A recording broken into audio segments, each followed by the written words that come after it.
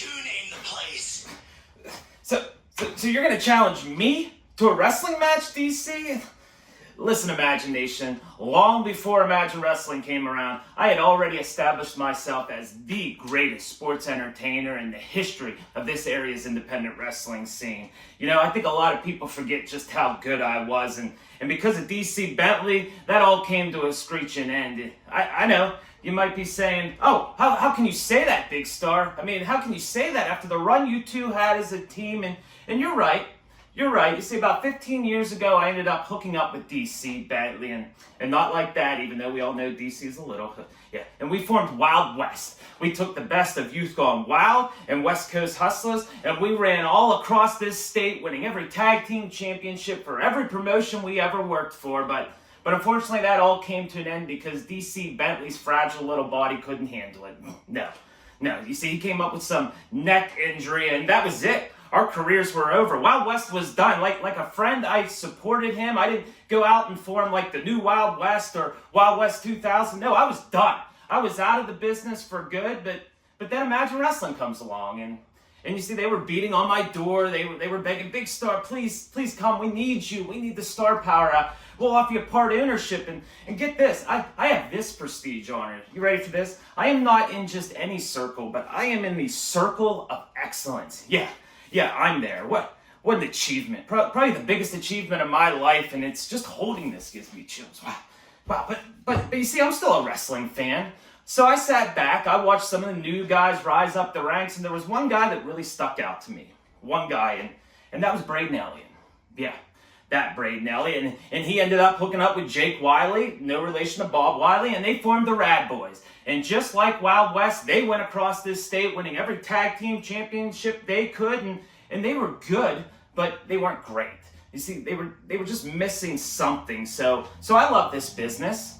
I got with DC Bentley and I said, hey man, what a way for us to give back, like two vets, give back to this business. We can mentor these guys. We can get them over the hump. We can get them from good to great, but we found out real early that wasn't happening. You see, Braden Elliott, Mr. Won't Back Down, he's an arrogant little prick.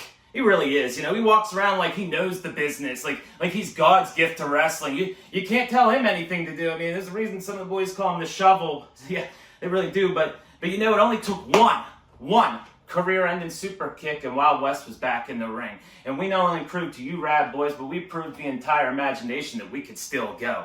We had one of the damnedest trilogies in the history of Imagine Wrestling. I mean, we beat the living hell out of each other, and we caused so much chaos that this company wasn't big enough for the four of us, so we all signed on the dotted line, and we had ourselves a losing team leaves Imagine Wrestling match, and guess what happened again?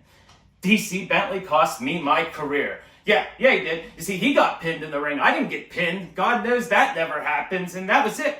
Our careers were over. I respected the results. I walked away again with my friend, but this time I didn't stay away for too long because something strange was starting to happen. Something I called weird, and that's that DC Bentley was all of a sudden like a Braden Elliott mark.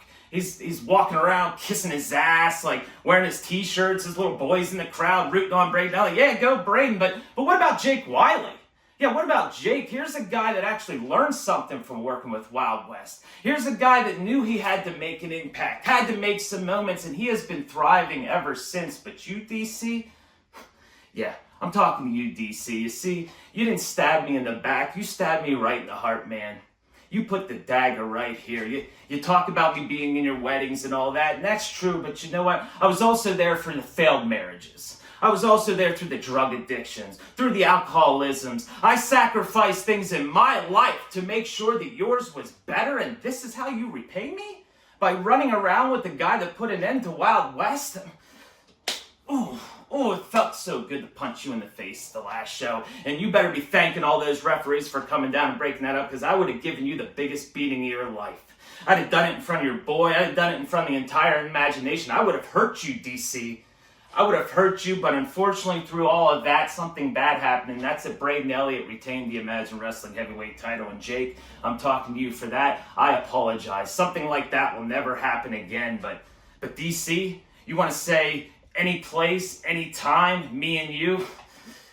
Hey man, I don't think there's an envelope that Kato can pack thick enough to make that happen, because you see, I'd be doing you and Imagine Wrestling the favor. I'd be doing you all a favor by gracing you with my presence, and quite frankly, you guys don't deserve it.